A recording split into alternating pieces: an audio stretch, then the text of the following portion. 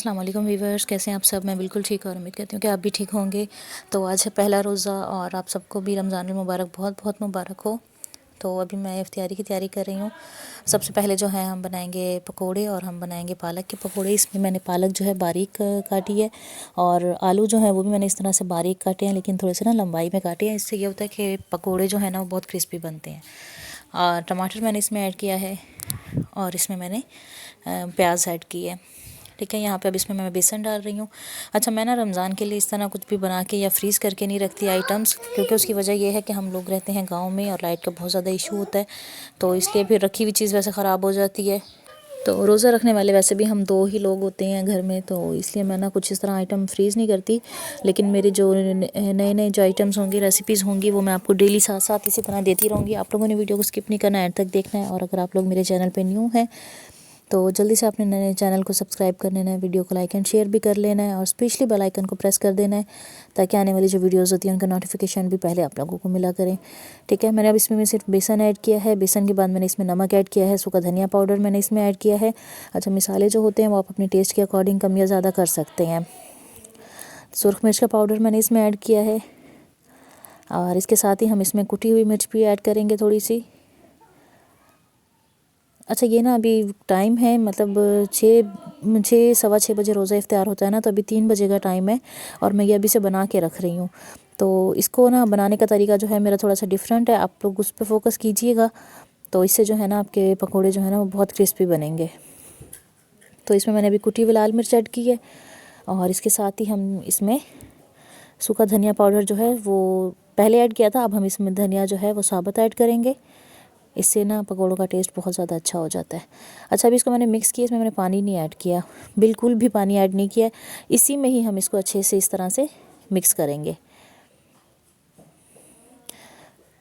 तो इस तरह से मिक्स करके ना अब इसको बस मैं ढक्कन देके ना साइड पे रख दूँगी। पानी इसमें मैंने बिल्कुल भी ऐड नहीं किया, एक कतरा भी नहीं ऐड किया और हमने अभी इसमें ऐड करना भी नहीं है। ठीक है, यहाँ मैं अपने लिए बना रही हूँ सालन, क्योंकि इफ्तार में ना मेरे हस्बैंड जो हैं वो तो बस पकोड़े वगैरह खा लेते हैं या दही बड़े खा लेते हैं, वो रोटी कुछ खास शौक से नहीं खाते।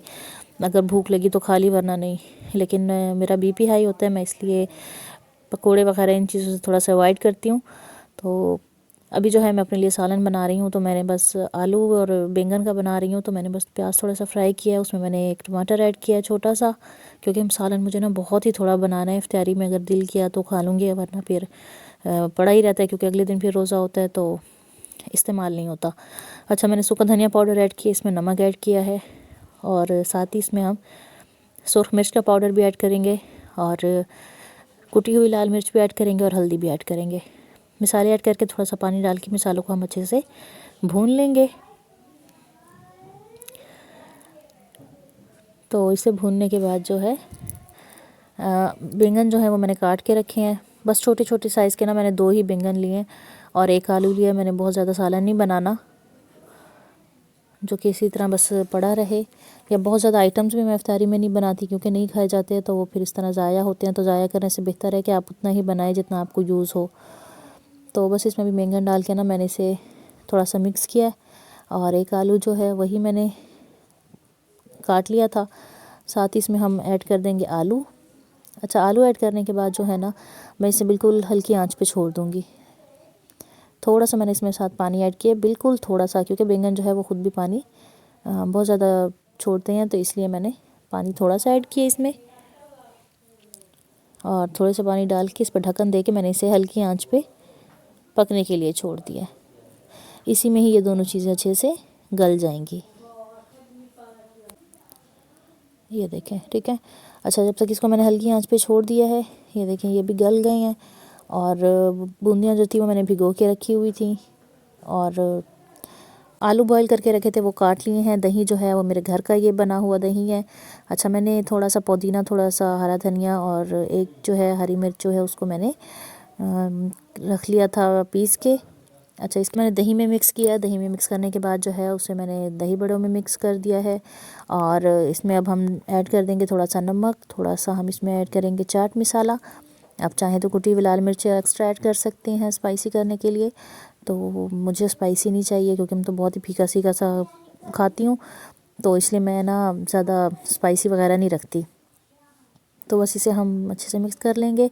अच्छा, अब इसमें आप ना प्याज और टमाटर वगैरह जो हैं वो भी काट के ऐड कर सकते हैं, लेकिन मेरे घर में इफ्तारी में ऐसा कोई भी नहीं खाता प्याज वगैरह दही बड़े में, तो इसलिए मैं इसमें ऐड नहीं कर रही। तो बस चीज़ें हो गए हैं रेडी। अच्छा, घर का दही होना तो उसे दही बड़े जो है ना वो बड़े गाढ़े से बनते हैं, अच्छा बनता है उससे, इसका जो है रायता वगैरह। तो ये देखें, अभी इसमें ना उठाया ना मैंने इसे, तो बेसन सारा आटे की तरह गीला हुआ था। अब इसमें मैंने थोड़ा सा पानी डाल के ना इसको मैंने थोड़ा सा इतना सा बारीक कर लिया है, ठीक है।